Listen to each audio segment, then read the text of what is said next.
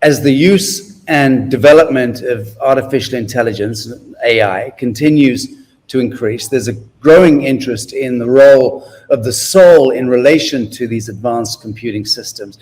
And this topic has piqued the curiosity of many, including scientists, philosophers, and spiritual leaders. Despite the growing interest in this technology, there remains a deep-rooted suspicion towards AI for very good reason, particularly amongst older generations. Nevertheless, the younger generation is more likely to embrace the idea of AI. It really just comes down to the exposure to the expanse of what is available beyond the AI technology. First question, kicking us off, can a soul exist in a machine? The biological requirements for a soul will never happen in a machine. We know why rainbows are so often observed and measured at the death of a Tibetan saint or even indigenous shaman. What they call the rainbow light body is where the ancestral memory lives. Every indigenous tribe knew that ancestral memory was what we call God, and they know exactly where it traveled and on specific magnetic lines, and that's been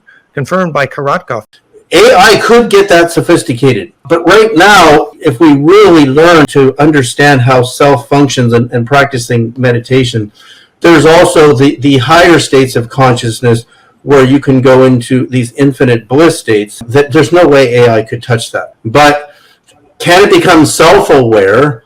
Can AI interface with a consciousness? Probably yes. It can be a tool for that which is beyond Earth to send us a message. Don't you think that the devacanic states in the realm of the archetypes and all of that, don't you think that that is de facto de jure AI, holographic AI at work in any event? When plasma implodes, turns inside out recursively, we call that intelligence and mind and soul. For example, the plasma vortex that blindfolded kids see through like an eyeball, as that implodes, turns inside out, and their brainwave cascades is golden ratio, then the center of that plasma vortex is mindful, absolutely. Does that require a human body? No. But does that require a living plasma vortex? Yes.